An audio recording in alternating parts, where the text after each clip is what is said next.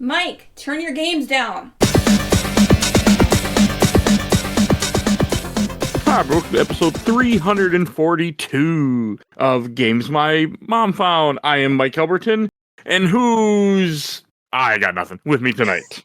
Who's echoing their favorite sword moblin for you? Hi, it's Trey from Nintendo Made Podcast. Hi, this is Barry from Nintendo Fuse and PM Studios. And this is Richard Sampson from the YouTube channel Rich Kale and various fan fiction sites. And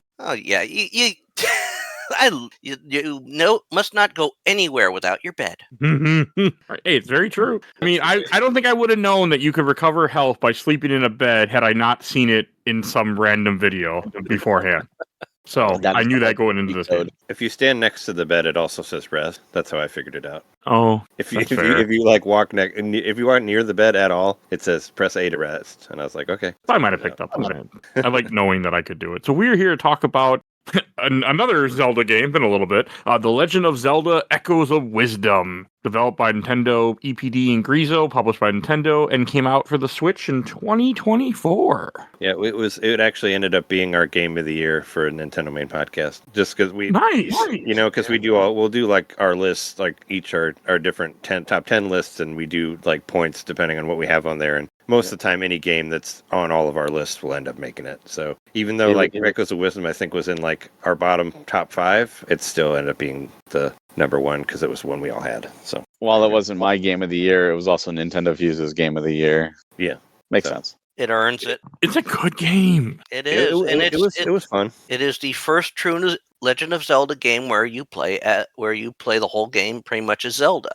Yeah. Yes. Even though I wish it was even more so. I wish they would have completely ditched the Link mode. Like, that was kind of one of my biggest gripes of the game. Really? I liked it, but I get where you're coming from. It would have been more fun if they completely got rid of it, because I wanted to actually use the echoes, not be like, oh, change into Link and then hit this guy with the sword for the boss or whatever. It's like, can we just... Yeah. It would be more creative if we just completely did away with that. Like, let's... Or let Zelda hold a sword. I've seen her do it in the Hyrule Warriors games. Possible. I don't know. Yeah. Well, I definitely think that if they got rid of the Link mode and they allowed Zelda to hold the sword herself, I think that would have been better. I agree. But I know why they put the Link mode in there is to accommodate so you can play kind of as Link and the traditional Zelda style for from time to time. But you also don't have to use it. Yeah. If you don't. Well, I mean, I tried my hardest not to use it at all. Like I said, once I got the sword moblin, like that was the GOAT forever. Like I never used anything else. It's like even for the final boss, even like later when I got the Lionel, I used the Lionel, the sword moblin because he got a shield, he can block. I was always using Dark Nuts. Dark Nuts are good too. Oh yeah. I didn't get the Lionel because I knew how to, but I didn't want to. I was like, too much work. Since you played it recently, Mike, does it have the favorite mode on there now? Like, or is that just Switch 2 exclusive? Yeah, I was able to favorite echoes and make my own list of what I wanted to use. Okay, because that was a recent update that just happened when Switch 2 came out. That wasn't in the original. Yeah, we didn't. Oh, that would. Okay, you kind of, you don't need it, but it was a very nice touch. Because a lot of people had problems like going through the 300 echoes or whatever to find what you want. Like I always switched it to show like most used or like last achieved or whatever, like that sort of thing to try to find them. But a lot of people had problems like going through it. And I know the Switch 2 version they added that, but I figured it'd be on Switch 1 too, because it's not like you don't need a Switch 2 to have favorites. Yeah, I mean favorites. It is on the Switch 1 version. Yeah. Although I got it, and I think I got it just before Switch 2 came out, and my daughter's like, I hope they don't brick the Switch because the Switch 2's coming out. How can they brick the Switch because the Switch 2 comes out?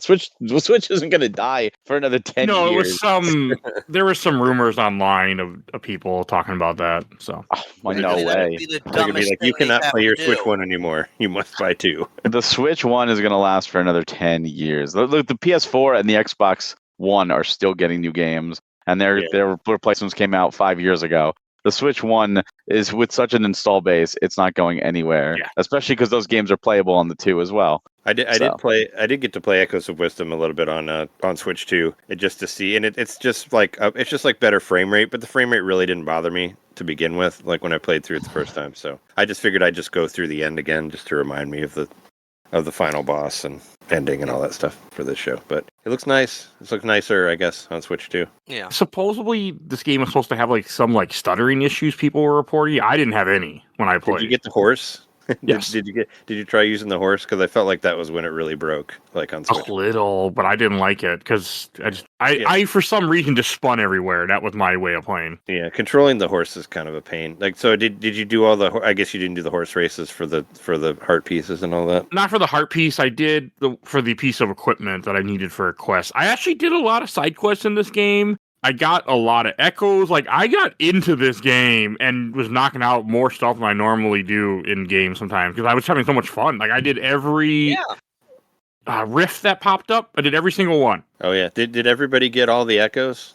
I am 5 short. Because I beat it and I was missing like 2, and then I went back and got those. I had them all before I beat the game.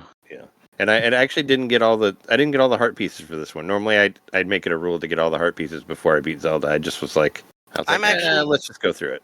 I was only missing a few. Too short on the heart pieces. There's too many. I don't go for. I never go for all heart pieces in Zelda games. I always like the heart piece. I always like doing the side missions for the heart pieces. I just for this one I was like, I'll do it later, and then I didn't. The only thing I didn't do was I didn't make all the different smoothies. I made enough for the objective, but I didn't make. That's like way more than you need that you can make outside of what you need for like the final heart piece or whatever. I think you have to do like 60 of them, but there's like 120 combinations. I didn't finish that. So I really like the smoothies a lot. So yeah, I did the one where you had to do it for the objective, but then I kind of kept going because I thought there'd be another objective, but I don't know if I did all the flavors, but I did do a lot. It's kind of fun to find all the possible combinations with that. Oh yeah, for sure. That was a really cool like extra thing, and it was kind of it's kind of sort of similar to making meals in Breath of the Wild or whatever, but it was simpler. A lot simpler. Yeah, but I liked it. I enjoyed it. Yeah. I did not realize you could use the smoothies in the game, even though I had made multiple ones because I did the first quest until after with Zelda. That's when I realized, oh yeah, I have smoothies I can use to heal. So the best thing about the smoothies is if you're trying to do the dream challenges, because the Dream Master with all the different challenges. When you go in there, you take everything in, but it's a dream, so you also don't lose anything. So if you go in there with like the best smoothies, you can use them all for like the boss gauntlet and boss rushes and all that. But whether you win or lose, it doesn't matter. You keep your smoothies at the end. So it's really nice. I have to try that now. Right? Like some of them what? Don't some of them not let you use them though? I thought like some of them had rules, like some of the dream challenges. No, every one, even the final one, which is a final boss gauntlet with all the bosses, including a bonus boss to get the final unlockable. You absolutely were able to use smoothies, and whether you won or lost. Because I think you had to do it by a certain amount of time too, so the smoothies definitely help you kill certain bosses faster. It is time based, yeah. So if you fail it, like you miss the time, you come back out, you still have all your smoothies. So it definitely makes it easier. I guess it was probably like the amount of echoes you could do that it would limit. I remember that. It limits echoes. Limits echoes, but it does not limit smoothies. Yeah. I mean, the smoothies are with a little bit. Because I was dying a few times on some of the bosses because I forgot that there were smoothies. Yeah, I just had fairies because I was playing the game the way I would play a normal Zelda, and then it was at some point it clicked. Oh yeah, I got all these damn smoothies. They're in a different section. They don't use the bottles. Why aren't I using these? And then the game was like, yeah, there was no issue after that. I mean, I would take a nap like during a boss if I could. Try to nap in the corner. I have done that before in bosses. And when you get the Zelda bed, you get your hearts back quicker, so you can. Yeah, like there's certain bosses where you can't hit them at a certain point, so you go to the opposite corner, quickly throw out the bed, and rest for a tick or two, and get up. I've done that. It works. I didn't do that. I forgot about that when I was playing through it again for this show. I just forgot about the bed, and I used like one of my nicest smoothies. And I was like, oh shit, I should have just napped. I forgot about that. I nap before every boss, and like I would nap before rooms. Yeah. Oh, I napped all the time in this game. When you got like half a heart left and you just finished a room, you're like, all right, next thing I'm doing is I'm pulling out of bed, and I'm just going to let it sit here for a second. Oh, yeah. Because then you don't need to use the smoothies at all. Just save them for the bosses. And exactly. The challenges or whatever, and, just nap in every room whenever he's done or whatever. And you can sell them, too. So you can make stuff and then sell it back to the guy to get rupees. I did that, too. You have to if you want to, like, do the 60 or whatever for the objective, because you can only hold 10 at a time or whatever. If you're not, you don't need to use them that many. So that was nice, because I ended up doing so many side quests, opening up so many chests. I had tons and tons of just random ingredients. Normally I don't like that in game, but I enjoyed the crafting here. Did you get the cat suit? That was once I got the cat suit, Yes. I never wore anything else. That was a beautiful thing to have. That was my forever outfit, and I beat the game with the cat suit. I wore her outfit later on when they give her back her clothes or something. I wore that, but I did get the cat suit. I didn't keep it though. When I got the Link outfit, I used that. It's like, did anybody use your amiibo to unlock extra outfits? I never did that. I did because I counted that for like part of the 100% because you can only get those outfits that way. So I'm like, oh, I have the amiibo, might as well use them. I should have did that. I tried one amiibo that was next to me. 100 amiibo, but they probably don't all work. It's only Zelda ones that work. Because I tried like a Falco and it did nothing, and it said does not supported. And I looked online. It's only Zelda amiibos. Well, that would make sense. I think Ganondorf gives you a black cat outfit or something like that. I had all the Zelda amiibos until the new ones that I refuse to pay $30 for them. I mean, they're just the Hyrule Warriors ones, so they don't count, right? They count to me. I have every other Zelda one. They're characters from Breath of the Wild. No, I know. I was just saying what I said. I just can't. I can't do the 30. The fact that they went up to 30 now just makes me go. That's Street Fighter ones is 40. I know, but I'm not buying that either. Street Fighter ones are bigger though. Like they are legit bigger. I bought one of the Street Fighter ones for 40. I mean, 20. I would have done it. But the fact that they're now 30 and all they're going to do is sit on a TV stand for me forever because I don't use them, I'm just like, the only part of the reason I want to spend like $500 for like first 4 figure statues and all they do is sit on the TV stand or whatever. No, I know, but I don't know. I'm irritated that they're 30 and not what they used to be, that they had that big blame tariffs. Oh, I know.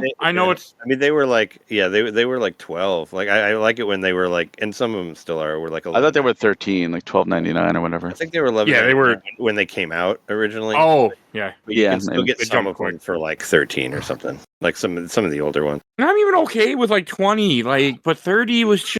I just spent $30 You'll get them eventually, I'm sure. I mean, I just spent $30 on a Fantastic Four toy, so I mean, that's what toys cost. So yeah. And I mean, it's on a shelf too, so whatever. I say that as a guy surrounded by Funko Pops, and you got all the Deadeye zombie toys, so you know. I do, and I might be spending if I ever. Well, there's a certain actress. She ever comes to a convention near me, I might actually spend up to $100 on a Funko Pop to get a sign. But that's only if she comes. Look at it this way: if you have the disposable income to do it, you can't take it with you. You might as well just enjoy yourself. It's out of spite at the moment. There's no real reason why I won't do it other than spite of the tariffs and Nintendo. If I have, I know it's because of Taco Trump they're like that. So I know. Speaking of amiibo, though, I would have loved to see a Zelda amiibo for this game. Like, why the hell did that not happen? Yeah, Zelda should have been a Zelda amiibo. I would have bought that. I would have went out of my way to get that. And if I happen to see the Donkey Kong one like in the wild, I'll probably. Oh, it's so good. The Donkey one was good. I'm sure you got it. Yeah. If I happen to see it I don't go out shopping that much, but if I am and I see it somewhere, I'll probably get it. It like the design, like you could very, very different versus like the first wave of amiibo. Like it looks excellent. The details on it. But why the hell did we not get? I mean, we got the Link. We got like the toy Link from Link's Awakening, but we should have got the Zelda. The Zelda with like with the blue hood or whatever. That would have been cool. With the wand. Yeah, that would have been nice. The little guy and all that. Definitely been nice. Yeah, absolutely. Everyone called it on that, and there's still time. They have done amiibo later on, like Fire Emblem got amiibo way after Fire Emblem Warriors, and even Xenoblade 3 got it. Yeah, they weren't prepared for the popularity of the characters, and they're like, oh, Noah and Mio, people really love these characters. Let's do amiibo. Yeah, I like the late, where they did the late, the Xeno 3. I have all those too because I love those games. So good. I have a little Xenoblade shrine over here. Love Xenoblade. I'm getting there. Slowly, I would. Well, when you get to Xenoblade, man, oh, it's so good. I'm going through the whole Xeno series. I did Xenogears, did Xenosaga 1. I'm doing episode 2 later this year, and then 3 next year. Then I'll try to maybe do Xenoblade. Boy, I still need to figure out a way to play Xenosaga 2. I can send you links. That's it. Well, I mean, I don't know if my computer can even run a PlayStation 2 emulator, but I mean, I'm hoping Bandai brings it over. They did Bait and Kados 1 and 2, which was awesome. It's a GameCube game, Well, PS2 isn't that hard to bring over. But the game, but that was one that was like a game that was produced by Nintendo, like not. Well, no, it was Monolith Soft, same thing as Xenosaga. No, I know, but I mean, Kaidos was a GameCube exclusive. I just figured that easier than like the Xeno. I mean, I would think Yeah, something that's published by Namco. We'll see Xenosaga sooner than Xenogears, but I mean, Yeah, but it doesn't matter if it was originally on one platform at this point, especially an older platform. I mean, we've got so many. I mean, it was already a Nintendo thing. I just figured that'd be quicker than, even though they're super good friends with Namco. I just much easier to see that game than the other. People have been clamoring. I'm sure they're. Well, I want it too. I'm sure that trilogy. They need to do a trilogy. Maybe they just don't. I think they just don't want to look back. They just want to do more Xenoblades, which I'm fine with that. And Monolith wouldn't do that. Namco would have to do that. Yeah, and Namco probably doesn't give a shit. Monolith had nothing to do with the Bait and Kados 1 and 2. It was all Namco doing that because they own the rights. Which I wish like developers got to keep their games. Because they're their characters, but no. That's like a lot of things, like comic book writers. Comic book, oh yes. Your characters, stories, or at least get credited. That's too hard. Anyway.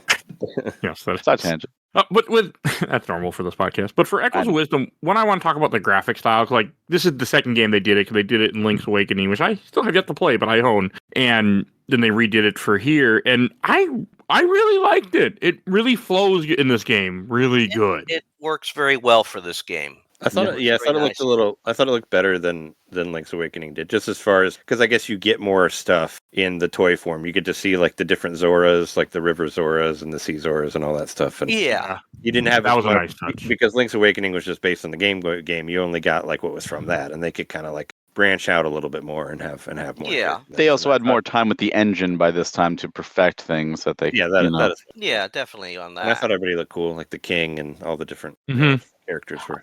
Now, did you guys do the automaton quest where there's like the different invention echoes you could also use? Because I didn't do that to the end of the game, and I was like, oh my god, there's all these automatons I could have done that I never used, except for one quest. I did it, but I never used them. Like I never. You have to use one for a heart. Like there's an NPC that wants something. Yeah, there's all one. I did that one. I got 4 of the automatons myself. I thought that was neat that they added them in. Like they didn't have to do that, and I thought that was cool how it was like combining echoes. But I feel like it's almost like a hit, almost hidden. Like it's completely optional. You don't have to do it. I got laughed that it was Dompe who was making the automatons. Yep. I love that it was Dompe. Yeah, I mean, well, he makes shit like dungeons, right? Because he had the dungeon maker thing. He had the dungeon maker in Link's Awakening. Yeah, but before that, he was the graveyard keeper. Yeah, they just and they keep using the character, which is great. Bring him back. Yeah, he'll be.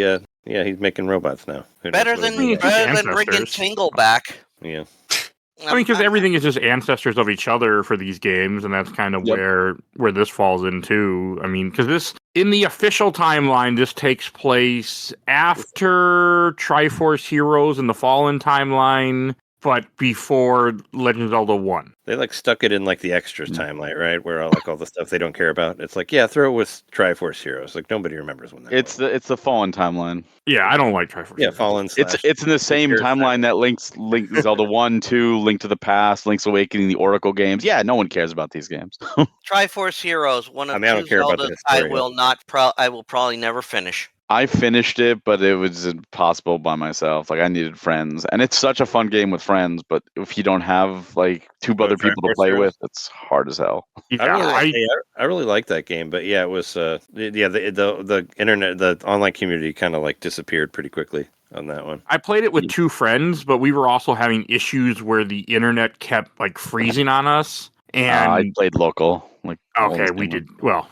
we live in different states, so that didn't help things. Yeah. But it wasn't and I've never went back. But no, it bugs me that I've never finished that game because it's a Zelda game. They need to do a Zelda multiplayer collection with 4 Swords Adventures, and Triforce Heroes on the Switch. I wish. I would love to see them try. I don't know how exactly you would do it but I was hoping that 4 Swords Adventures would show up on the GameCube app. Yeah, that would be cool. But it would be hard because it's for multiplayer. It needs. Yeah, that's what I'm saying. It'd be hard to do because you need like the specific screens on your controllers. But 4 Swords went to the GBA app, but it's the GBA version and not the better anniversary edition that you can't get anywhere. Yeah, no, I know it's there. I never played it.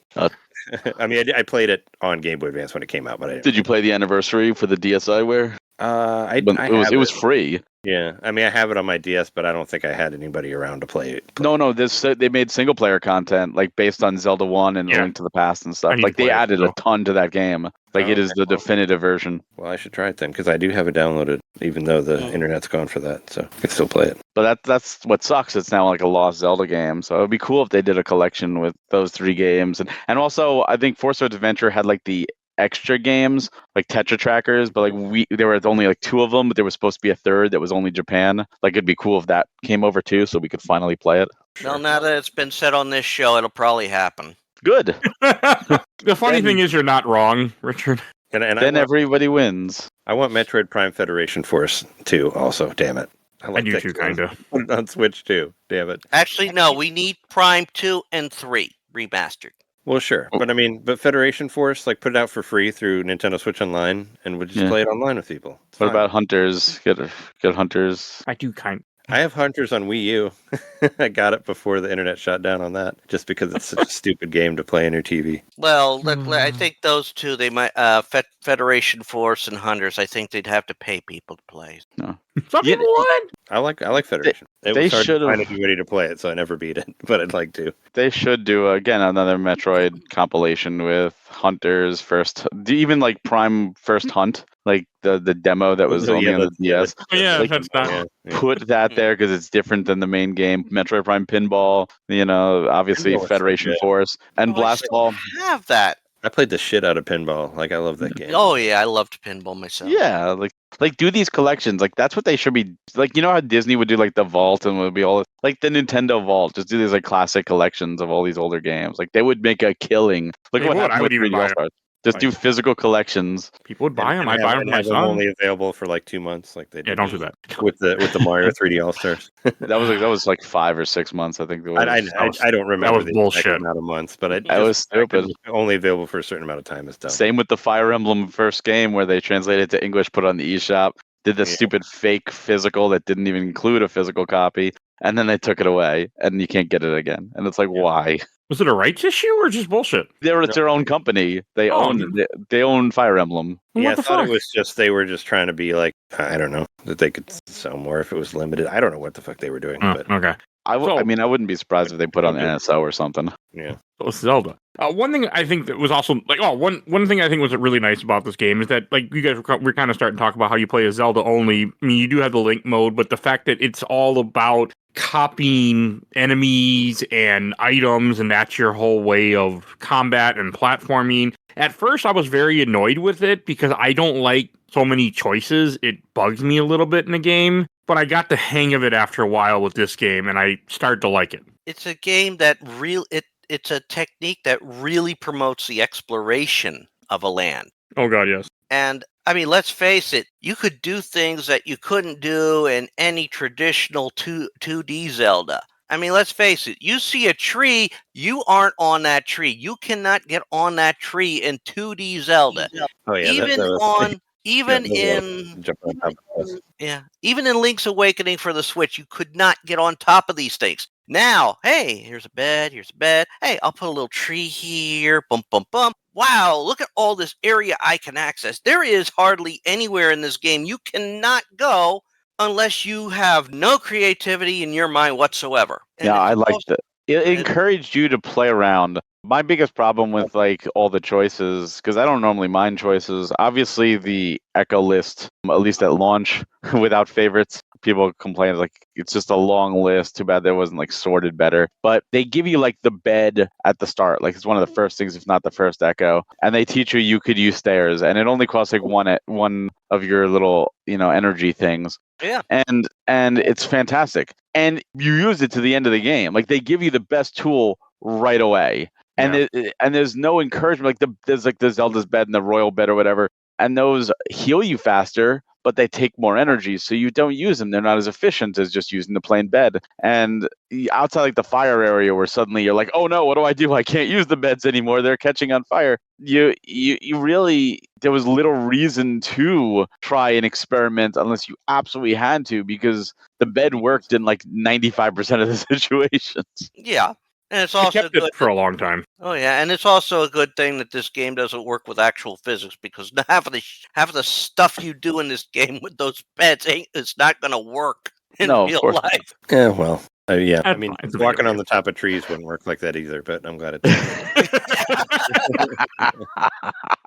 I love how much you could do. Like I had to watch a few videos here and there to kind of pick up on stuff. Like when I first started playing this game, I was like, I don't really understand this game. And then I watched the videos of, like 20 things I wish I knew, those, one of those bullshit things. And that helped. That made the game much more playable for me. And they told me to go get some of these early echoes. They're like, go get this one. I don't like the shocker one from the Beeblebubs, the little green guys. Like they're like, you want this. Like you want to go get this. And I ended up exploring most of the map before I was like I was supposed to. Like I had already gotten some of the mountains, I had already gotten some of the swampland. Except I didn't bother the ice place, I didn't like it. But all that when I was still supposed to do the Gerudo quest and the Zora quest, I just explored the map because it was there and it was fun. Yeah. I shouldn't have been.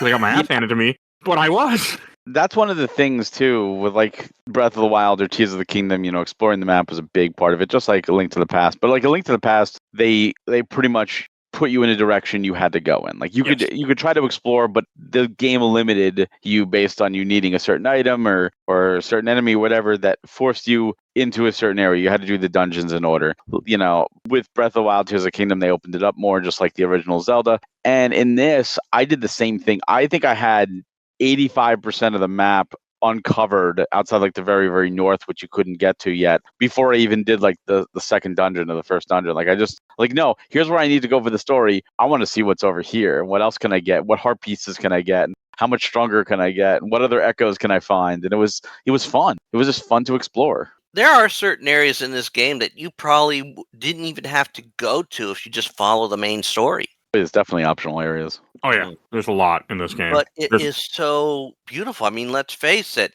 It was fun trying to figure out how to get some of these, items. Like, I see a heart piece on top of a column. How do I get that? That took a bit. There's a lot of stuff where it was like, oh yeah, let's figure out how to get over there, or just be creative with what echoes you have to get yourself. Yeah, I mean, I think to get it, I used a bat, a keys to flutter over to one thing, then use some beds to get up to the next one, and then had to do a little finagling to get beds to get me up close to that, and then use, I think, another keys just to get over to it or something like that. But it was just, it invited you to think. It invited you to be creative. It invited you to It invited you to play a game in a way that you totally wouldn't play a game. And you felt good about it. Like when you accomplished it, was like, I accomplished this. This was great. I mean, the usual image I like to I share sometimes when it comes to playing a game. Let's face it, you can all play it like that and still do everything. Yeah. The way I did the thing that you're talking about is there's one of the echoes you got would climb up walls, one of these stupid spiders, and that's how I did it. Oh. You know what I wound up using once I got it, and I ignored it, and then when I realized how powerful it was, it made the beds like obsolete for me. Was the water blocks? Did you guys use the water blocks? It was amazing. Water was great. Amazing. Like what an ability just to be able to just float wherever up, like vertically. Because the beds were great, but they were better for horizontal. And when you didn't have enough room, it was like, how do I get straight up? Water blocks. Oh, yeah. There is a trick. I didn't do this, but the internet told me about it, where you can summon two birds and then like bounce off the birds and just continuously fly up forever until the game stops you.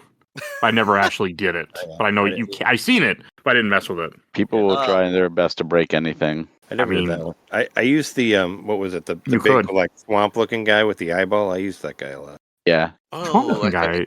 I'm not sure who that is. The one it like has the platform and it goes up and down. Yeah. Oh yes, yeah, the yellow thing. Once you belong in a Mario game. Plat boom. Yeah, Plat Boom. That's it. Yeah, he's really good. He's really useful once you get him. Once you get like the jump, the extra jump ability or whatever, like I always kept that on, and I just used the Plat Boom like pretty much for most. What's the extra jump ability? Well, there's like a thing you can equip that makes you jump higher or makes you jump. Yeah, the one that's Oh yeah, never mind. The frog grin. Yep, I had that. Okay. Yeah, I was saying I kept that on at all times. Same. That never came off. Because then you don't have to make a little step to get to the Plat Boom where normally you would, because you can't jump. Now let me ask you: how many of you went to the ferry and got it so you could use wear 5 of those accessories at once? Oh, I did 4. See, I didn't get the last one. I got all 5. I mean, it's been a minute since I. She wanted 1,000 rupees, and I said no. So I did the 500, and I was done after that. Even in the game world, you don't want to give them any money. You're like, no.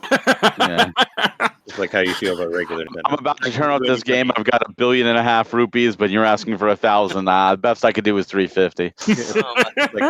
I'm gonna get your abilities from the internet in ROM form. Eat it, lady. I thought about it, but I never had 1,000 rupees because I did spend it on. I bought all the accessories that I could. Even if I didn't use them, I bought them if I found them. Just because I have that's the thing with me too. Like I'm like, I already did the volcano. So this lets me climb faster, even though I don't need to anymore. I'll buy it anyway. Yeah, I gotta have all the things. Oh, yeah, and let's face it, they brought back another thing they haven't had in a Zelda game for a while. They brought back the stamp quest. That was actually kind of fun. Yes. Yeah, stamp quests were in other games. Oh, which ones? Phantom Spirit Tracks. Game we played, huh? Yeah. The old Spirit Tracks. Remember that one? That game blows. That's my favorite line from that podcast we did. I love that game. It was just because of the blowing on it. It does blow. And yeah, it was not fun. That's something they have to tweak out if they ever re-release that. Yes. I think that's the one I was at a bar and I had to go outside to play this stupid ocarina at one point. There's a microphone on Switch too that can make you blow on that. No, nobody wants to blow on their DS anymore. No. They don't want to do that. Make you blow on your I hated it.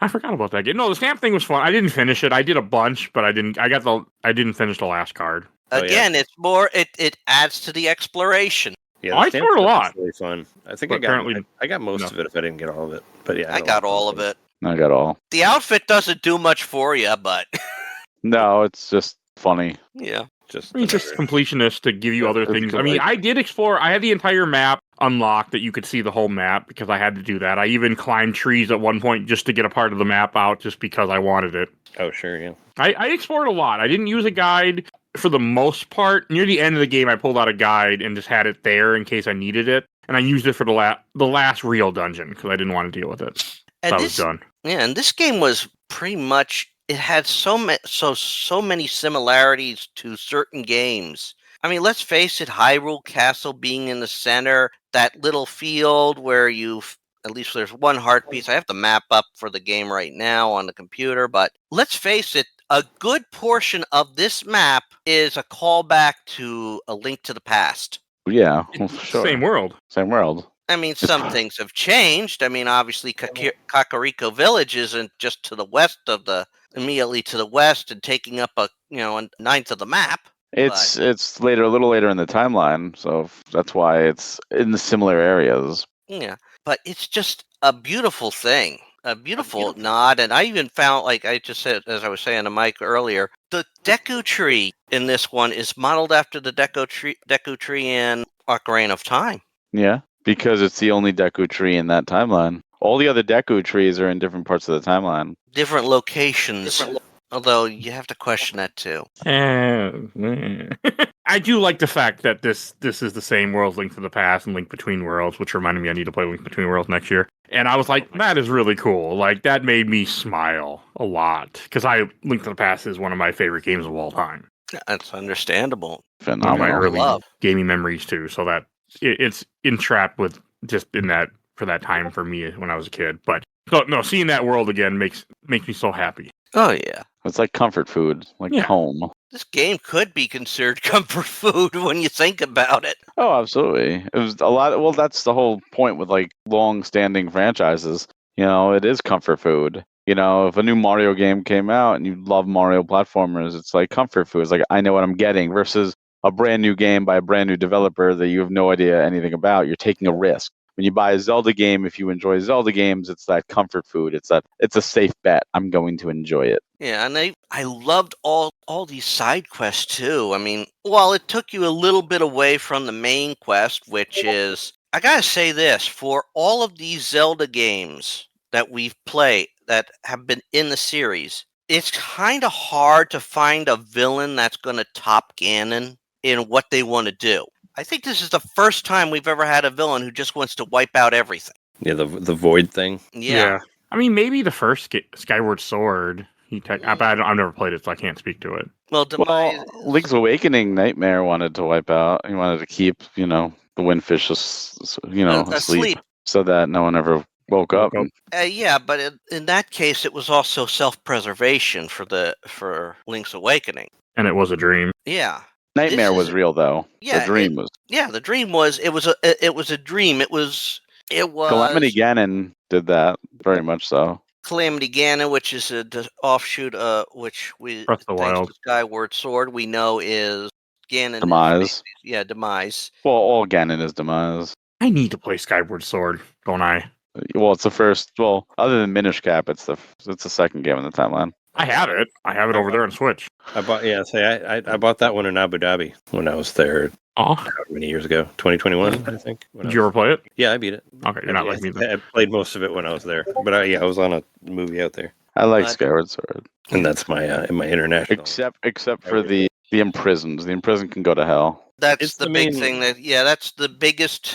It's a core to that game, but unfortunately about that's the one thing that basically keeps. I have never had a desire to replay Skyward Sword. Well, on the Switch version, they fixed it, right? They got rid of the motion bullshit. Yeah, you could use motion or that. No, it's just you have to fight the imprisoned 3 times, and he's just annoying. He's annoying in Hyrule Warriors too. Oh, okay.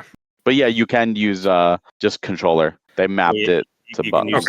use your analog with the right analog stick to do your movements now instead of doing motion, which I didn't really have that much of a problem with the motion when it came out. Neither did I. But it's nice that they give you the option. Yeah, but it was nice to play because I played it handheld a lot, like especially on like the 14-hour flight back or whatever. Oh yeah. It really helps to do that, and I played it all. I played it all on the controller the second time around on Switch, and it played fine. I mean, this game was brilliant with you're actually trying to fix reality.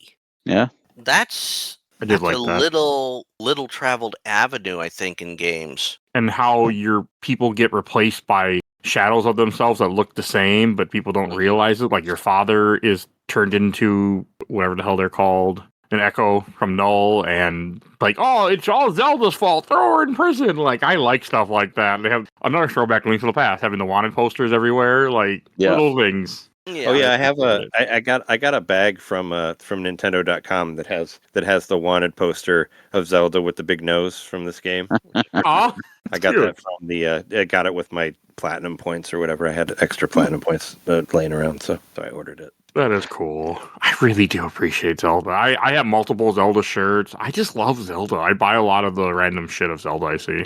Now, this Link to the Past, then I'm a sucker. Like I can look past the Breath of the Wild stuff. Like I'm like, I don't care enough. But when it's freaking Link to the Past or one of the Ocarina or something, then I'm more of a sucker for it. Oh, I don't really care. Breath of the Wild is a great game, but it's just not my Link or my Zelda. I can get that. I feel the same way about Breath of the Wild. Beautiful game. Amazing game. Just Very time consuming. I mean, that's podcast. I Actually, think that's another thing that was great about this game is that even though it wasn't, exactly like the old Zelda, it felt more like the old Zelda than like it's like Tears of the Kingdom and Breath of the Wild. Like I definitely felt like it was for me, it was like a breath of fresh air. Like I liked going back to like the dungeon, the dungeon type things instead of like, where you can. Oh yeah. It felt like it was like, oh, okay, cool, yeah, the classic Zelda that I've been missing. Like here it is in a way, Yeah. Just, Well, that's the beauty of having multiple teams, where one team does like the new 3D Zelda, and then you still have a team doing the older 2D style Zelda. So it's the best of both worlds. Everyone wins, and the people who like both formats get double the Zelda. Yeah. I mean, that's why this game's on the show, because it was what I wanted. It's also shows like when you are playing a Zelda and you're helping people. Does seem more like something Zelda would do, because she's never in a lot of depictions of her. She is not your typical stay in the castle kind of princess. No, she's always been helpful. Yeah, she has always been caring about the people, so it makes sense. It also makes we have a companion who is not necessarily from this world. Last time we had that was wasn't it Midna? Yeah, I think so. Twilight Princess. Oh, that game been on my list to do forever. Actually, You never did. No, Not on the show. It's not she's not an annoying one. Not an annoying companion. I like Midna. well, Fee from Skyward Sword. Oh yeah, she's annoying. I've heard. Fee was so like when Fee would like sing with like no audio. That would always terrify me in that game. Where she would like just like do the weird. She's supposed to be singing, but you don't hear anything, and like I don't like it. It's like don't do that. Yeah, it's creepy.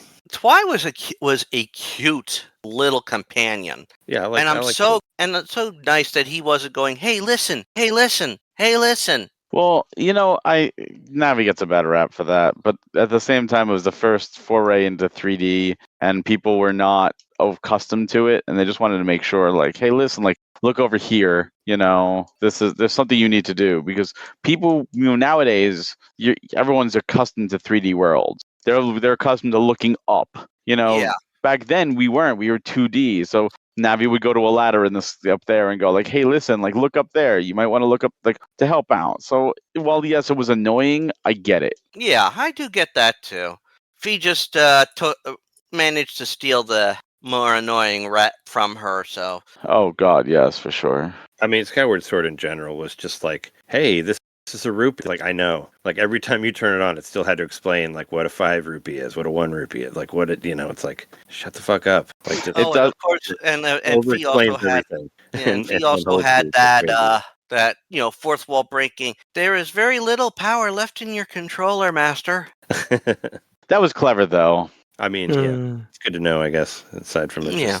You mean nowadays you have like the little thing that pops up saying low battery in the controller on the Switch, but back then you didn't. Yeah. You had no way to know, so I thought that was kind of cute. Yeah, it'll like say low battery, or it'll just pause and show you that it's not communicating most of the time. Yeah. It won't, but I mean, with Twy, he was also learning. Yeah. So that was a nice little aside. I mean, he's learning about this world that he's been helping fix all these years. I like searching for their friends too. Yeah. You do. And when you're talking about like things getting covered in the darkness or whatever, I always really liked like the Dark World stuff that you do. Like when you go into the that was fun. Yeah, and you see like the bodies floating in there. Like, yeah. And also, like the riffs were good. Yeah. Oh, they were. The riffs were great. I did all of them, which is not like me because a lot are optional, and I'm just like, no, I want my little guy to have more abilities, and these are fun, so I'm doing them. Say like at least even people who did like the least amount still did that. I think for the most part did the riff stuff because they were so interesting. They kind of reminded me of like in Mario Sunshine those sections without the flood, like the little challenge injections. Yeah. Sometimes a good game gets a bad rap. Some of my favorite parts. I like Sunshine. Me too. I like Sunshine too. I mean, see, I do like some Mario games, Barry. I just don't care for 64 as much. So. I'd like it as much as 64, but it's all right. I'd put it under Galaxy, but still. I want to go back and play Galaxy, but I don't want to replay. I don't mess with Wii at all. Yeah, if only there was a way for you to buy Galaxy 1 again on Switch 1. I mean, there is. I'm sure eBay would gladly sell it to me for $100. I was just joking earlier about how they took it away. I would at least the physical exists. Yeah, but eBay will probably bend me over, probably. I imagine. Probably. Let's see, because you got me thinking Super Mario All-Star. $125, buy it now. Woo, that's a deal. Awesome. Nice, double the price. On eBay? Yeah. Let me just see here. I'm sure you can still pick it up at Walmart. Sometimes mine has it, but they stopped selling it a long time ago. But some Walmarts. If there's a magical Walmart somewhere that no one knows about, never went there to buy it. You go to some rural areas, there's shit that just never leaves. So maybe Walmart in Alaska or something. I picked up Persona 5, the tactics game for Switch for $10 on clearance at a random Walmart in Iowa recently. So hey, I mean, that wasn't. I like Tactica. It looked cool. I bought it for my son. I mean, that's one you can still buy, though. It's not like they just stopped. No, they didn't get rid of it, but the fact that it was just there was still weird to me. And it was clearance. And they had a whole bunch of copies, and I kicked myself for not buying myself a copy, too. I was like, I'll buy it on Steam someday, because I like Steam better. I was just looking through Amazon for Super Mario All-Stars, Super Mario 3D All-Stars, $142. Yeah, Amazon's always more. All-Stars renewed for the SNES cartridge, $38.19. Nintendo Select Super Mario All-Stars renewed for the Wii, $37.41. Okay. Yeah. I thought the dungeons were all good in this game. There's like what 7 or 8 of them, which feels nice. There's just enough. They are a mix of like the still world and dungeon, which is a nice little combination. Yeah. Yes. And this game really follows like what Link's Awakening did. And you have a lot of 2D sections too, which are actually really fun in here. Like I was surprised how enjoyable they are. Oh yeah. They're definitely well designed and well set up for that. Yeah. I really enjoyed them. I mean, other than the creativity part, I really didn't have many issues with this game. It was just a little bit of learning how the game expected me to play. And once I understood that and I watched some YouTube videos, I had a blast. I think the only thing, like towards the beginning, I just kind of a little frustrated that the echoes weren't doing what I wanted them to. I guess I found out later you could like target stuff, but I didn't know about that. I didn't realize that till like the end of the game, so don't feel bad. Yeah, where I was like, I remember that being really frustrating. Where I'm like, why aren't you doing anything, or why aren't you doing what I want you to do? Like, get the fuck over. Yeah, you'd summon birds, and I would just run around and hope the birds did what I wanted them to do. Eventually, they would. Frustrating. It depends on what.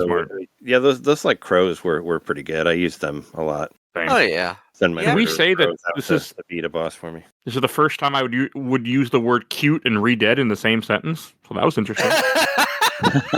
Never thought I'd say that together, but they were cute. Yeah, I got annoying, but yeah, they were cuter.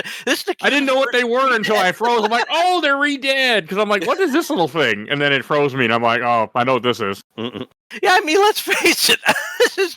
We got to mark that one down. This has Echoes of Wisdom has the cutest re-deads. Yeah. I mean, they're freaky in Ocarina of Time and Majora. Oh, but Mask Maker, they're freaky too. But Wind Waker, they are really freaky. They try to chin you to death. They like grab you and just hit you over and over again. But here they're just adorable for some reason. I'm just like, all right, didn't expect this, but here we are. I think it's the art style that they use for this. It is. Third version of Link's Awakening. I know we talked about it. I love the fucking art style in this. I ended up thinking it was like some of the best stuff that I did not expect, but I was really happy. Okay, I gotta ask this now, Mike. Did you play it with sound on? Most of the time. Good. So yeah, there were times where I was unable to have sound on for reasons, but for the most part, sound was on for this game because I enjoyed it. Oh hell, the music at one point. There's music from Link to the Past in here. Like when you're in the castle dungeon, that's the same music from the castle dungeon in Link to the Past, which I have spent too many hours on. I was like, wait a second. My brain recognized real fast. Brought a smile to your face, I bet.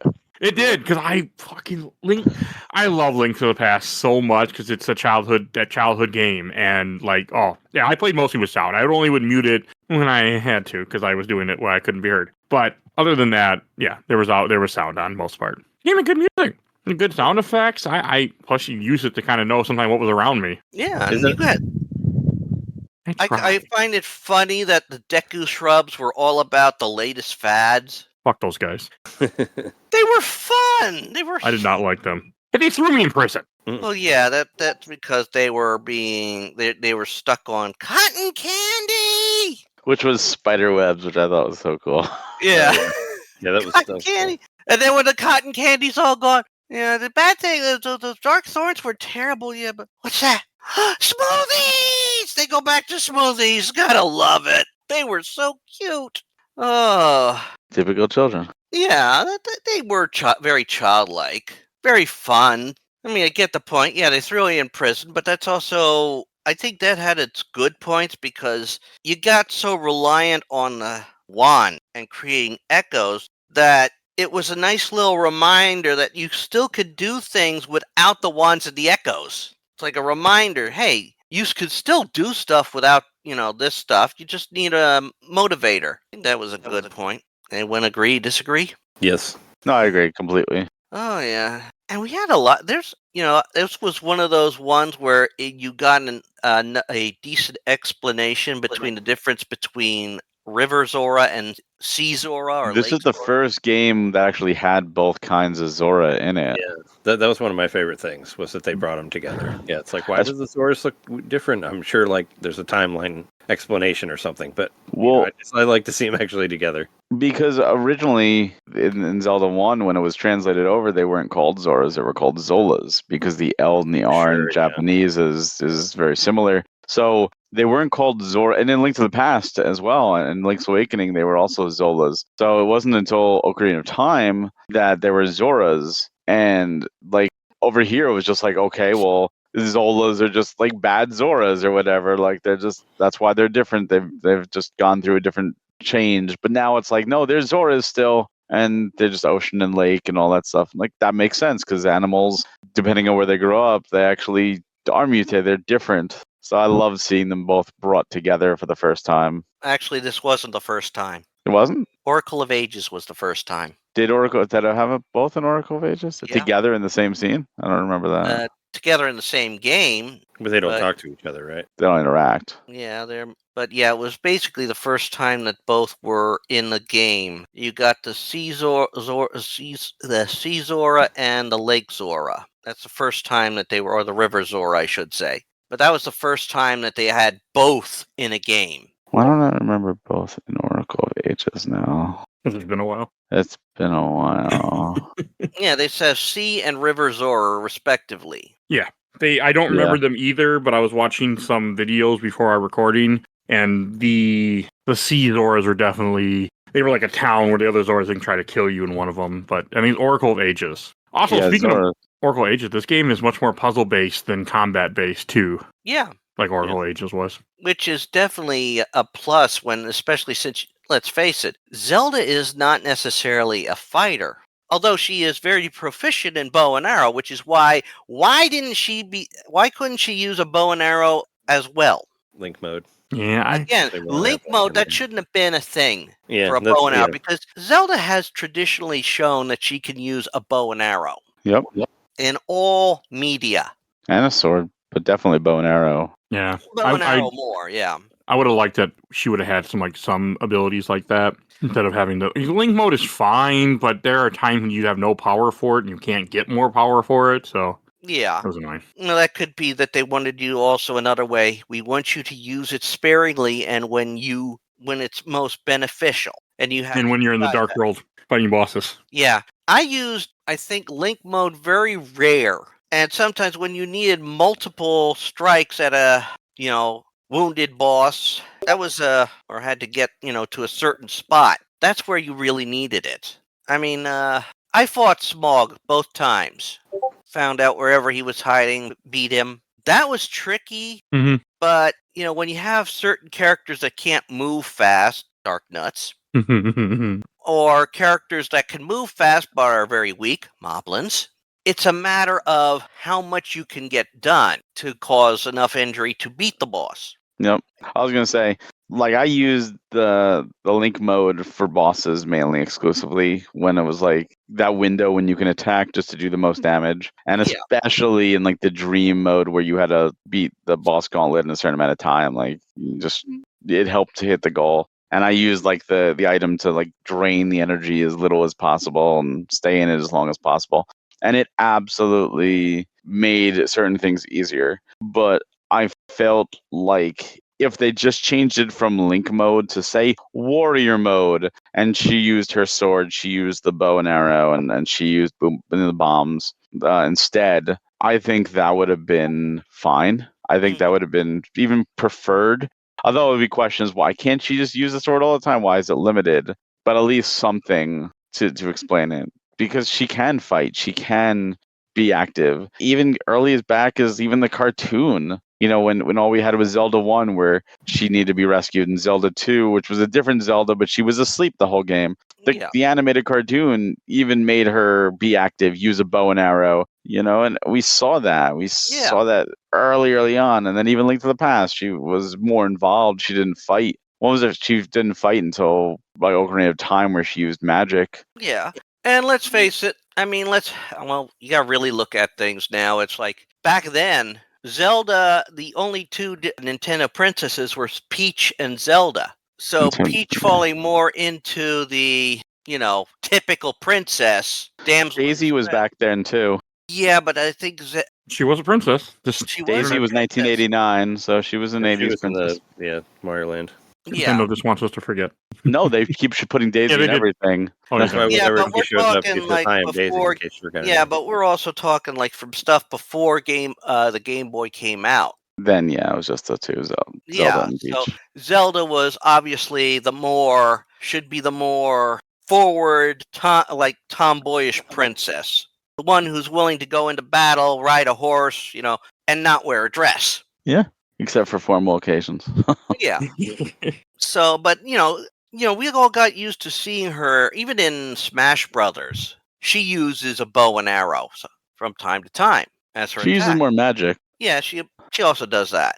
I mean, technically in here she uses magic, but I do agree it would have been nice to have. I mean, the Link stuff is fine, but there were times where I didn't like it. Yeah. But it's like you do get the bombs way later on. I also felt all the bosses in this game were really good, and there's a lot of optional bosses too. Like they did a good job of like that one fish guy working in the 2D and the 3, the 2D stuff, and I enjoyed it all. I had no complaints for that. They had a lot of good bosses in this game. Oh yeah, they only brought the only one that was a reuse was Smog. Well, but Ganon, that was actually fun. Technically. Well, yeah, technically something like Ganon.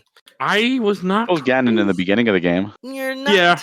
Well, no, it's still an Echo, isn't it? Pretty sure it's still an Echo Null. Yeah, I think it's. Because he has the triangles around him, so it's supposed to show that it's an echo of Ganon, not the real Ganon. That's what YouTube told me, and YouTube wouldn't lie, right? Never. Yeah, but Smog, he was actually a character that was last seen in. Let's see, what game was he first in?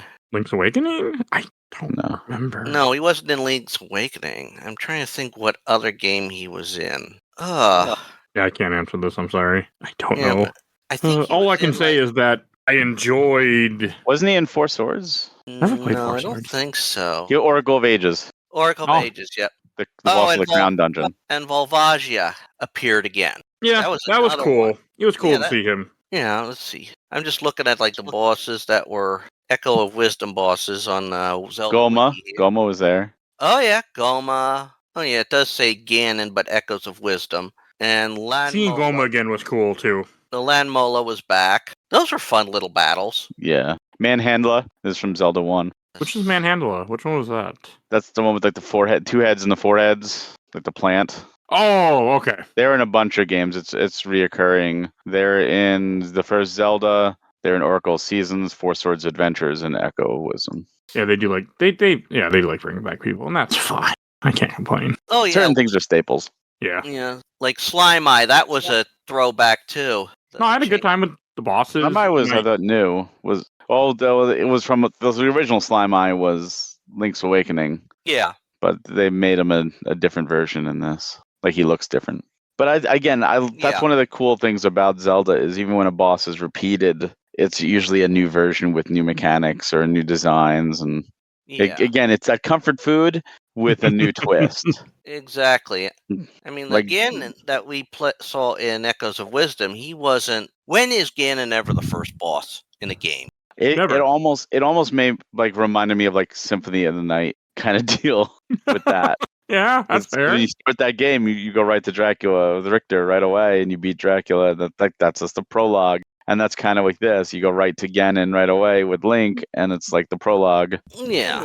I didn't mind that, to be honest. No, I didn't either. That Ganon fight was really hard for me, but only because I didn't know what smoothies were. The very first Ganon fight? No, the later one. I had a really hard time with that Ganon fight. So the first one's pretty damn easy. Yeah, the first one wasn't an issue. No, I wasn't that bad at this game. It was that later one where you had to... And I just could not get anything to fucking work. And then I finally went, oh, that's why I'm playing it wrong. No surprise there. Oh, yeah. So. Oh, yeah, it was the Ori that was in that one. I mean, I appreciate that the Gorons are here and the Dekus are here, and you have both the type of Zoras. I did appreciate all that. Yeah, I mean, they've added so much to Zelda lore since, like, Link to the Past, so it helps to add all these things in there. Absolutely. I mean, when Link to the Past came out, there were no other races. It was all Hylians, really. I mean, Zoras were there, but they were enemies. They didn't count as another race. It really wasn't until Ocarina of Time that established. Gorons first appeared, Zoras that had like more humanoid appeared, the Kokori appeared, Dekus pretty much appeared there. Mm-hmm. So it makes sense because you think about the timeline. Ocarina is earlier on in the timeline, and a lot of those, everything else we were playing at that point was the Fallen timeline, and a lot of those races were killed or put in hiding. Yeah. Obviously they came back, so they must have just been in hiding because like Oracle's games had them in, and obviously this game has them, so they were just, I guess, hiding more in the other games. It's those games that's like, where were you in that? We don't talk about it. It's like the Klingons in Star Trek. Oh, hey, they do actually explain that, by the way, later on. So it's like the Eternals in the MCU. Why didn't you help during Thanos? It's like when the Klingons came in nobody Star likes Trek. this, that's why. Like they see the Klingons in Kirk's time. It's like, those are Klingons. We don't talk about it. Yeah. I mean, the Eternals reference is also good because they're gonna forget the Eternals don't exist anymore per Marvel. So Yeah, forget one that. bad movie and you're out the door. It's garbage. Yeah. No. They Movie's can't garbage. say that. Look how many Thor movies there are. It should have been that's the one movie that should have been a Disney Plus show instead to flesh it out more Yes. as opposed to a movie. Oh, They There's were too much being to dumb. cram. I think all the enemies are good. The fact that you could we talk about the echoes of you can make enemies. That would give me out of my way to kill every enemy I saw for the first time just because I wanted them to be on my team. Oh yeah, sure, yeah. when you saw a new wouldn't bother. Echo, it was like shiny, gotta get. Mm-hmm. Yeah. And also, it's like once you do get them, it's like, okay, do what you want. I'm just cutting through. Oh, wait. The warps you. are all good. Like, this game understands how to be an open world game and give you places to warp, so that was a nice change. Yeah. Yes. Speaking to you, Red Dead 2. So I appreciated that. Oh, but I mean, let's face it, you can miss some of those warps too. I did. I missed some that I found them later on when I was running around because I ran around. This would have been helpful. Yeah, there were a couple times oh, no wonder this was so far away from where I was trying to go to. I didn't like the Dekus I mentioned earlier. Everyone else I like. Gorons I thought were really good in here. I like that. I like that the new chief, he's young, he's trying to learn. It's realistic when you think about it. He likes to read. Yeah, I could relate to him. I liked him. I liked how he ends up breaking his item to save or to open a door or something. He's like, oh. And she's like, what about your item? He's like, I'll be fine. All good stuff. It's like he realizes the one thing it's good to have guidelines, but let's face it, in the end, the leader has to make his own decisions. He has to think about them himself. The Gorons are good. The volcano wasn't too bad. Even the ice mountain wasn't too bad, Ashley. At first, I was like, because you get cold in this game, and I'm like, oh no, don't tell me you're gonna do what Breath of the Wild does, and it didn't matter for long because I could just carry torches with me or make torches or it didn't matter. I just ran fast enough. Yeah. Yeah, and I like the little Yeti storyline. I thought that was cute. That is good. The Yeti was cool. Yeah, that was. I think they used the Yeti similar thing in one of the DS games. Twilight Princess had the Yetis as well. Yeah. Oh yeah, but we're not talking about a little brother type thing. Big brother, little brother. That boss was good though. The fake Yeti thing with the elemental helmet. I actually where you had to use the fire and ice keys. I liked that one a lot. Oh yeah. Yeah, the Scorchill. That was better than I thought it would be for me. Yeah, that was a fun one. It's not the first time they've done switching up fire to ice. It was a very well done one. I mean, let's face it, they've been doing this, the boss that uses fire and ice for a couple games. Yeah, not a new thing, but I appreciated it a lot. Yeah. But it's cool to Twin Rova. to work it in with the echoes, though. Yeah. Versus how you've done it before. Yeah, with this, you had to rethink how you went after most bosses. You had to use the tools you had, and that invites the creativity. And I love that. I mean, I started doing a little exploring before we started recording. I'm like, oh, this was so fun and all that.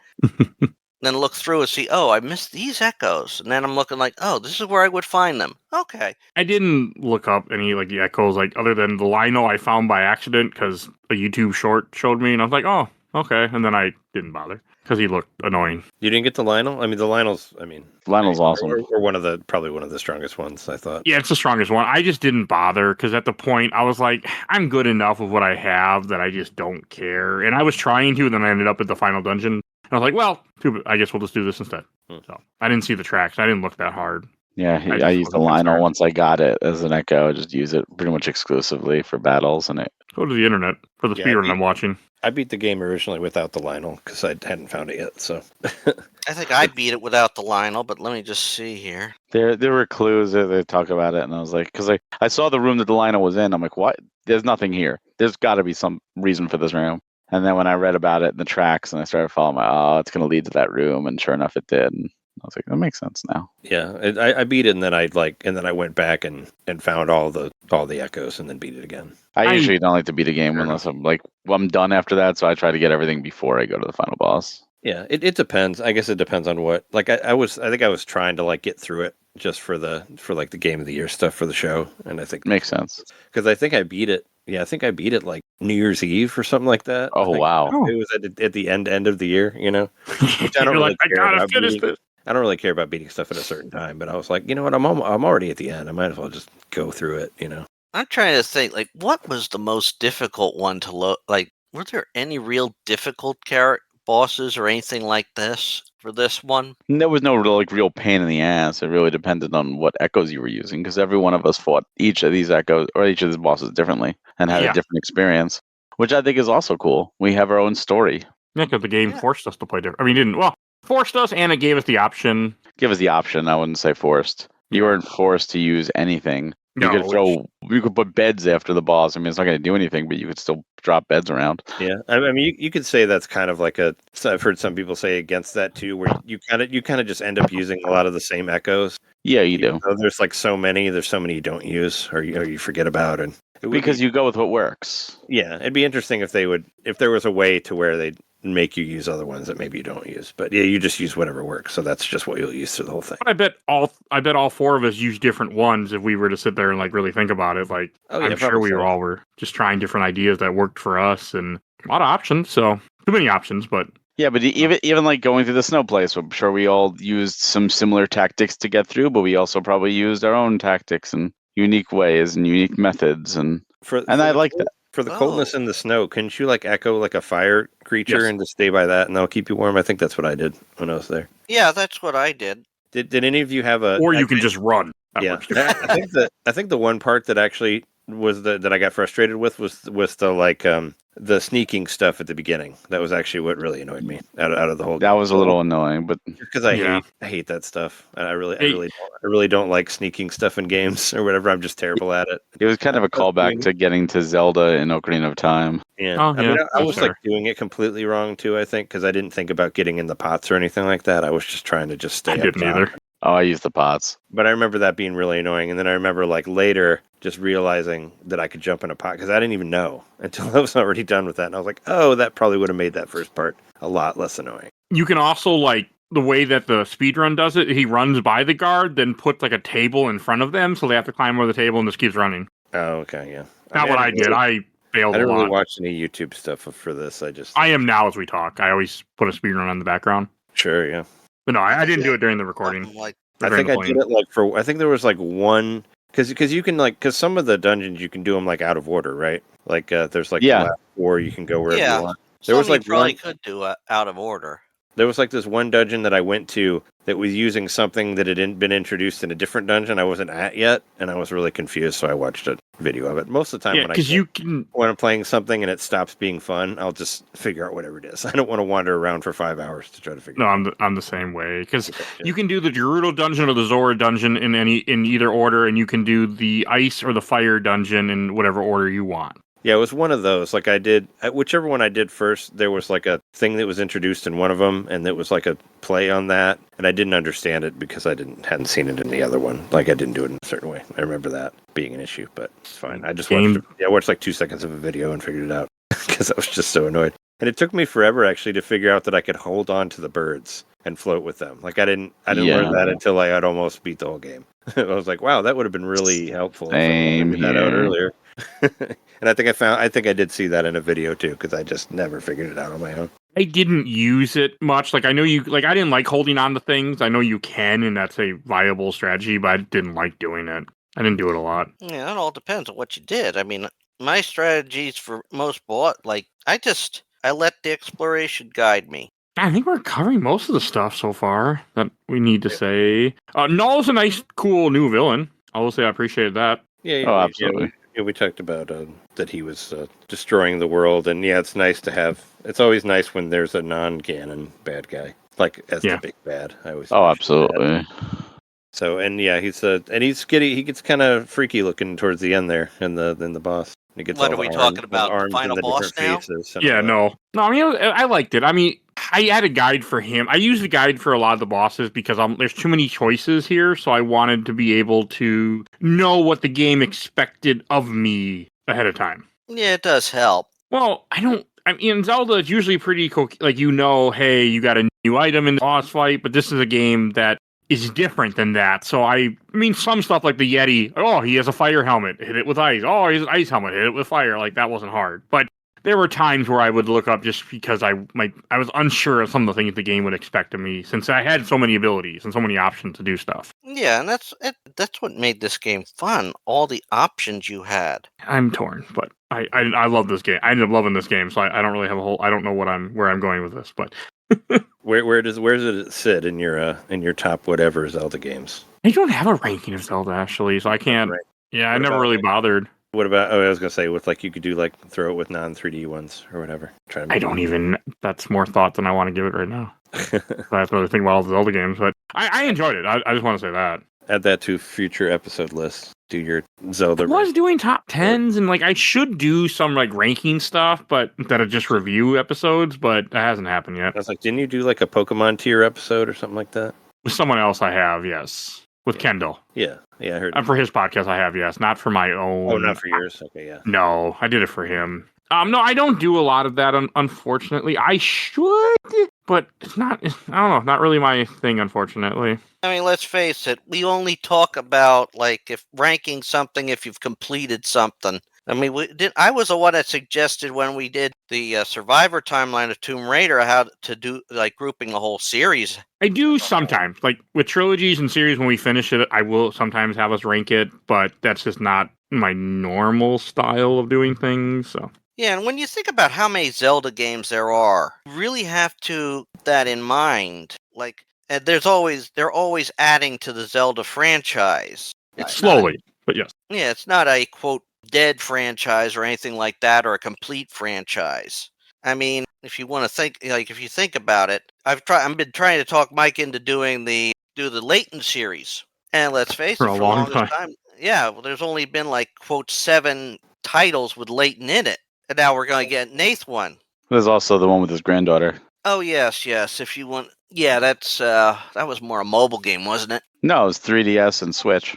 What was it called? Give me a second. I will tell you. I have thought about it. It has crossed my mind a few times because I like to do more DS. I like to do DS games. It's called Layton's Mystery Journey, Catriel, and the Millionaire's Conspiracy. Oh, the millionaires and their conspiracies. It's a good game too. I do have one last topic I want to bring up. Do you have anything what I wanted to be last? Anything else you want to mention about this game that we haven't talked about yet?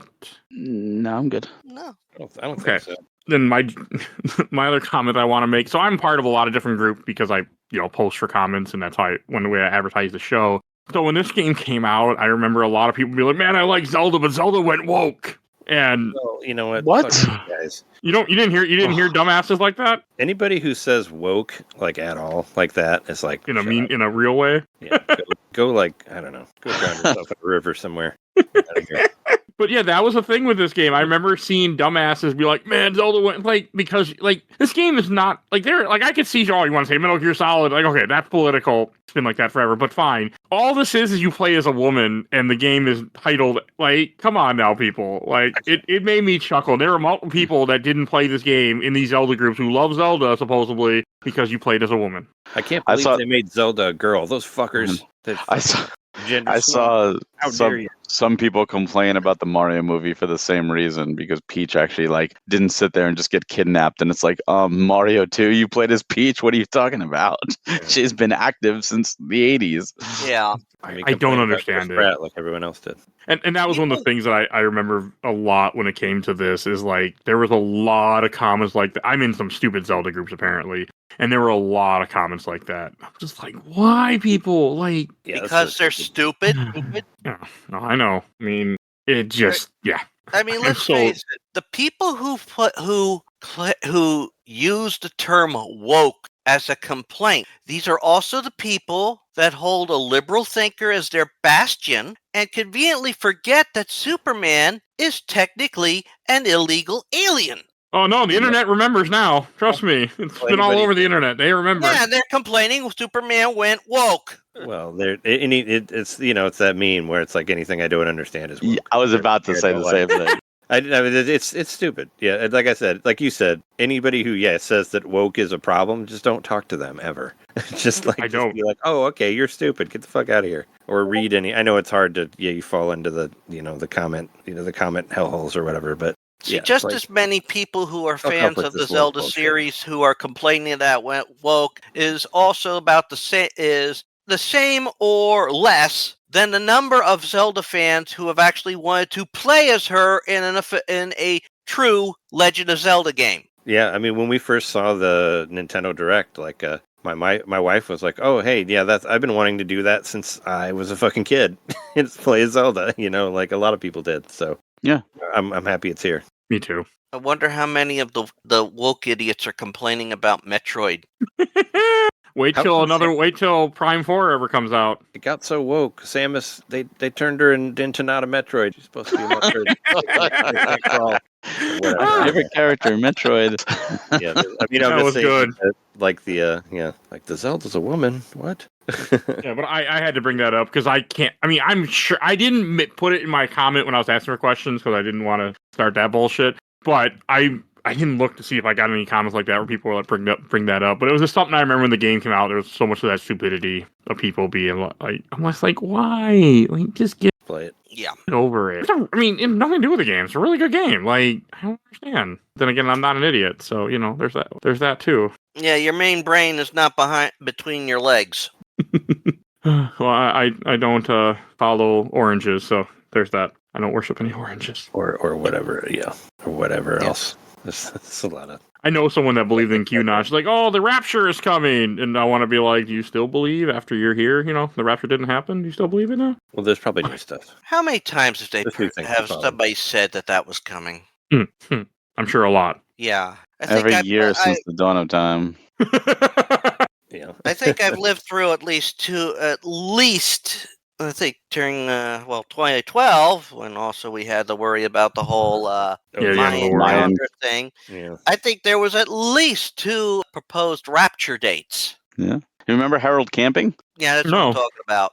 Oh my God! Wait, did you say no? I don't know what that is. No.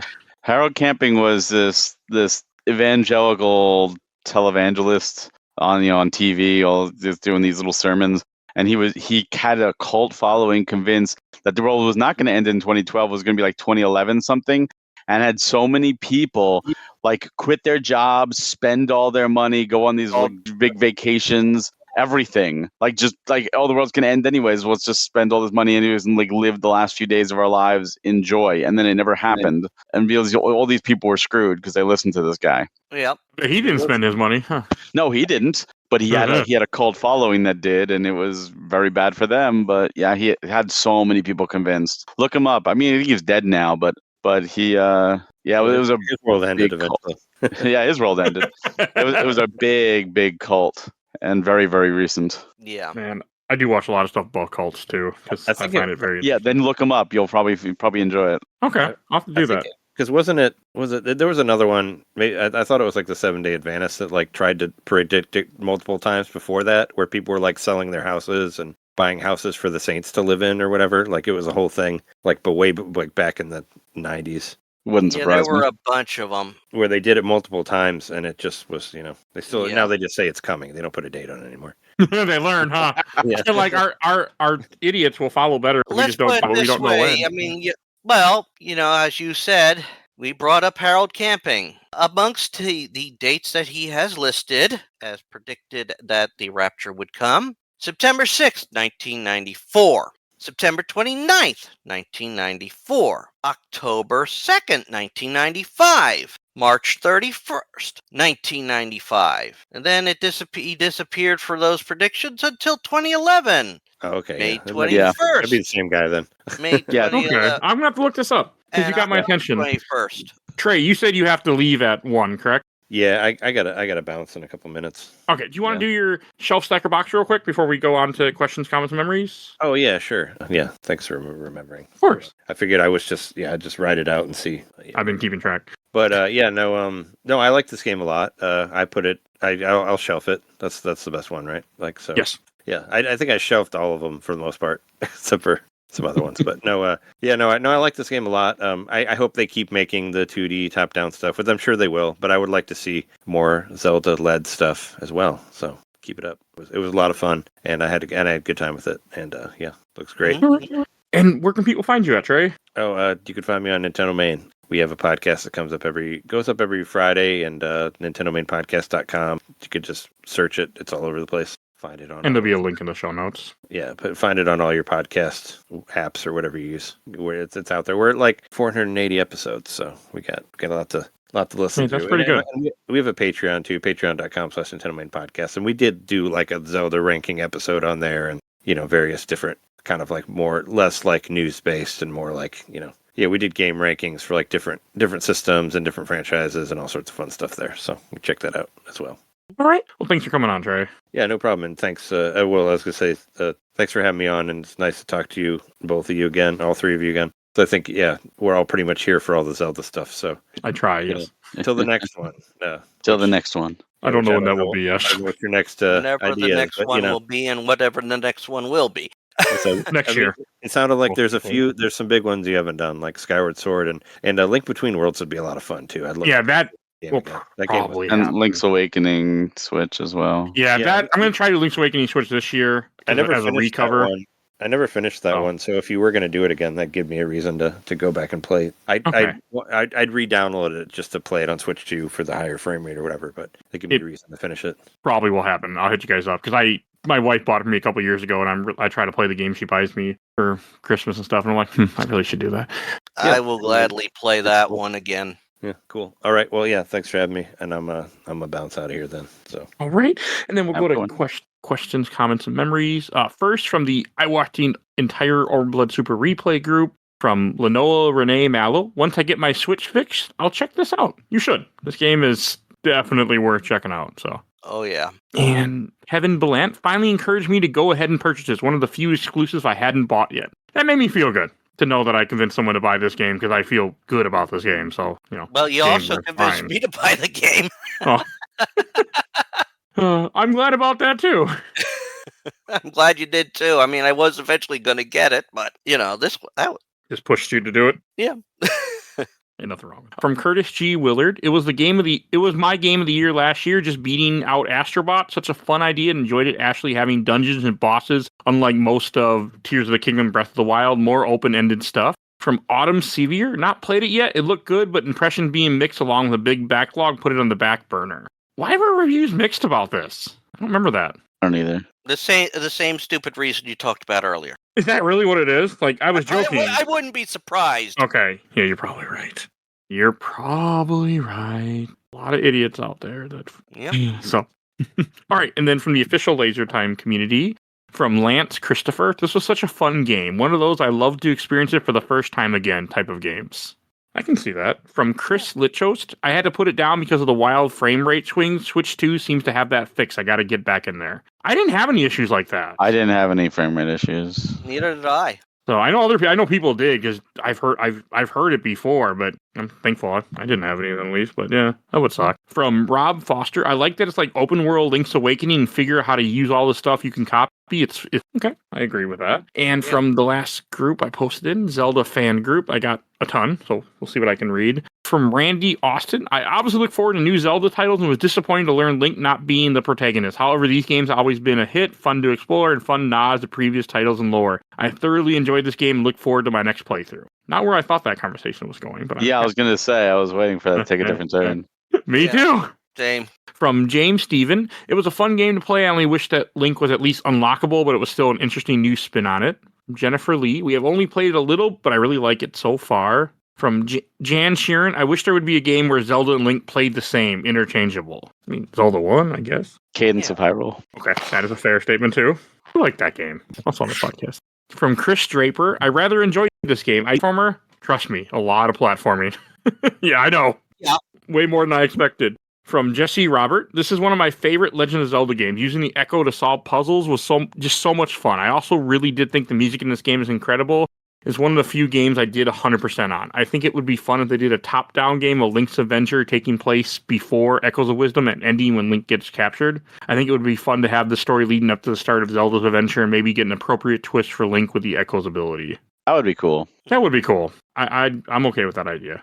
Right from PJ Church, lighthearted and fun, but I didn't find it that memorable. Final boss felt a little autopilot with Link helping / doing the combat. Definitely going to give it a second playthrough someday, though. I really like having Link with you. Yeah. Yeah, same. But each their own. From Jonathan S. I'm close to 100%ing it right now. 11 crystals, 2 stamps, and not sure how many echoes left before final dungeon. From Ahmed I. Loved it. Way too short. I disagree. I thought this game was just long enough. It didn't Just overstay long its welcome. Yeah, just long enough for especially for what you do here with this show. That's why it was on the show. Because that's why Twilight Princess hasn't happened yet, is because I like games that can fit sometimes in that 20-hour range. You start getting like 40, 50, and I plan when I put you on. Like, it has to be like a real commitment, where this wasn't. Hence the reason why this game is here. Right. From Jonathan Britt, wasn't the first, but yeah, it's okay, I guess. To my comment that the first game you get to play as Zelda. I don't count. Is it Wand of Gamelon? Or no, Zelda's Adventure? Those are CDIs. Wand of Gamelon was first, though. Okay, but does that count? They were not made by Nintendo. They were just... Yeah, I mean, in my comment, said, I said first game made by Nintendo, because Wand of Gamelon was not made by... But I know it exists. I just have zero interest in playing it. I think I have interest, I should say. I don't have zero. I think the Zelda fan community will openly acknowledge that the CDI games, well, yeah, they're Zelda games, Legend of Zelda games, but we don't consider them because they're not part of the official timeline. They're the unholy trilogy. Yeah. They are as one old saying would go, they are the redheaded stepchildren of the Zelda franchise. Saying, but yes. Okay, 2 more to read. From Monica Ramsey. It's fun, but I like to play her more like Link in his game, more like a warrior, but I live conjuring up beds and other things to use. Yeah. And from Ryan Smith, one of my favorite Zelda games, to be honest. The ecosystem was new and fun. The puzzles were still good. Yeah. Yeah. And this game was very puzzle heavy, too, which was really nice. Yes.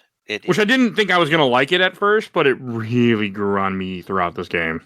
It does. I was surprised how much I enjoyed that aspect of this game. Because I didn't think I would, and I really, really did. All right, and I should give away a code. Let's see what I have next. This code will not work on your Switch. No, it will not. I don't buy Switch codes. Or if I do, I don't give them away. So, all right. We're going to give away Odd World's Exodus. This is your Steam code for Odd World Abe's Exodus. KNGVMQ6R4Y604NF. Should play that game one day. I want to read it there because it sounded like you broke in and out to me, at least for a moment. Oh, I can't. So, already go. I'll see what I can do. I can fix it in pre-edit or edit. So, it's fine. Okay. All right, let's go to Shelf Stacker Box. And Richard, why don't you start us out? Well, I definitely have to say I'm putting it on the shelf. This was a very enjoyable game. Art style was very beautiful, with very nice reference to Link's Awakening on the Switch with the art style. Music's good. Puzzling, I love it. The story, I love. Music, of course, I love Zelda music. The fact that you play as Zelda really for the first true time in the timeline, definitely a plus in my book because, I'm one of those that I've wanted to do it for so long in an official Zelda timeline game. So yeah, this is definitely a shelf. Definitely a shelf. And Barry. Easily a shelf. I mean, it's a Zelda game. It's charming. It's fun. It's explorative. It's challenging. It scratches all the itches, and it's just something that you can come back to. And the nice thing is, replaying it, you're not going to get the exact same experience as you did the first time, or the second or third. So definitely a shelf game. Okay, I'll go last. I'm looking on the shelf too. I had a great time with this game. I wasn't sure what to expect. I had heard a lot of different comments, and I ended up having just a wonderful time. Like, once I understood the game, the first hour, a little iffy, but then the game just clicked, and I couldn't put it down. Like, I didn't even edit. I just wanted to play this game. All I wanted to do was play through this and finish it. And I did almost all the side quests. I got all the echoes I found, other than the carrot I somehow missed. Didn't realize till way later that I didn't actually grab it when I did the side quest. Like, overall, it was just a great game. And it's not every day that I get really into a game like this, where I just keep playing it and I put off editing. I'm usually really good about doing my homework, if I like to say. And with this, I was having a hard time. I just wanted to finish the game. It was out of fun, not really out of necessity, because I beat this ahead of schedule. So, yeah, great game. Thrown on the shelf, and I'm really glad that we played it for the show. Thanks to my wife buying it for me for Christmas last year, and I'm like, I need to play this. So, that's where we are. All right, I should introduce what we're talking about next week. Next week, you can hear us talk about Spyro Year of the Dragon. Technically, Spyro 3, but there's no 3 in the title. I found out later. Yeah, that's when they started getting away from numbers on the titles, isn't it? I mean, it's PS1, so I mean, you still had numbers. It's not like nowadays where they really have gotten away. But Spyro gets away from it right there and never goes back. Because then you have all the different, like, Spyro, Enter the Dragonfly, and all sorts of other titles. But it's the last of the Insomniac trilogy. I think the Legend of Zelda got away from the numbers on the third entry. Yeah, a lot of series do, because it can turn off people. Well, not only that, but with Zelda, they jump around the timeline. I mean, Zelda 3 was not a sequel to Zelda 2. Zelda 3 was a prequel to Zelda 1, so... Yeah. Yeah, that didn't stop Castlevania 3, though. The only thing I would... No, it didn't. Or Super Castlevania 4, which was a remake of 1. Yeah.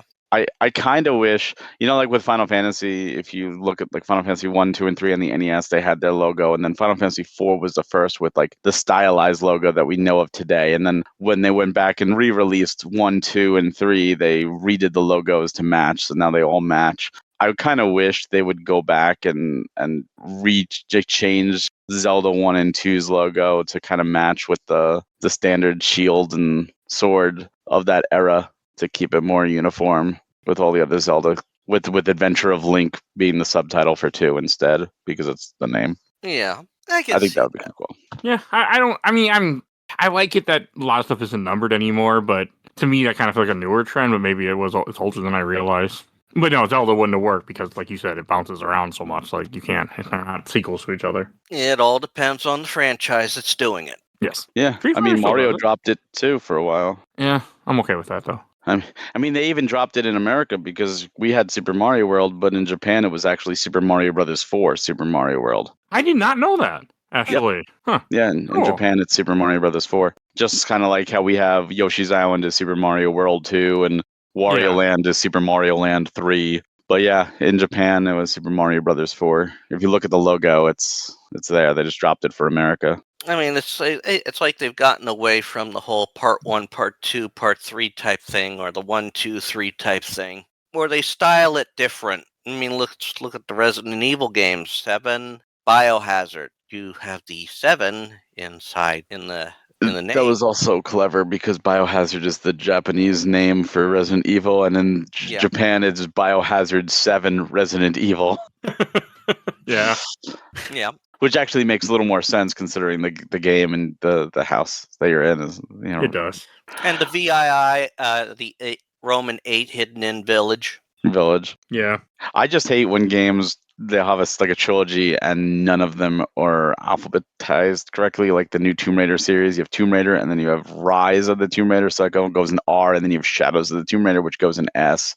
And then so you have the second game, then the third game, then the first game alphabetically. And it's like, no, that's with my head. No, they should be all together. Well, technically, if you want to go that route, it should be named 10, 11, and 12. Yes, well, yes, of course. Just kind of like, and then I also hate when they just rename it the same, like Sonic 06 or God of War 4, which is just God of War, but it is the fourth game. You're forgetting Ascension. What do you mean? That's the fourth game, right? Well, you're right. Well, the Ascension, there's also Ghost of Sparta and Chains of Olympus. But I'm saying, like, in terms of mainline, like, those are all mainline canon. They're just like prequels and side stories. Ascension is a side story, too. Yeah. But, they counted, like, this is the new thing. And, like, if you play Ragnarok, it's like, no, God was God of War 4. All that stuff happens still. They reference all of it. Trust me, if you really want to start messing with some of these, how they number them and name them, we could have a field day. I mean, there was even the talk. I mean, I'm going to go to a game that Mike had only played one game from the series because it's a computer point and click for the most part. Yeah, I know where you're going. Space Quest. Yep. 1, 2, 3, 4, 5, all with Roman numerals. Space Quest 6, Space Quest Arabic numeral 6. There was jokes that Space Quest 7 would be the return to Roman numerals. Or 7 would be that. So, yeah. Yeah, sometimes they stylistically change it up. It's all interesting. That could be a whole conversation on itself. Yes, it could. Oh, yeah. Definitely could be. Oh, and Mortal Kombat. Oh, yeah. Mortal Kombat 1 is the 12th game. Yeah, I know. They took a page out of Microsoft and the Xbox One with that one. Hey, at least it makes more sense than some of the bullshit, like Xbox Series X and... It does make sense, though, with that numbering, because it's like another reboot. Yeah, which 9 was already a reboot when it was just called Mortal Kombat again. Again, with just ditching the number even though it was 9. And then going back to the number with 10 and 11. It's so weird. Also, Mortal Kombat 9 you cannot buy in Steam, which upsets me because I really want to do that game, but I have to pull up my PS3 or something. PS3 is the definitive version because at least you get Kratos as an extra character. But it just upsets me that it's not on Steam. I want to just play it on my Steam Deck. It's the whole rights with Freddy Krueger. No, that would work. Just don't put the DLC characters in there. You don't need them. There's got to be something that's stopping them. The complete edition, you have them all. Yeah, but if you can't do it because of rights, at least put your game out somehow. But then WB is not known for making good decisions, so.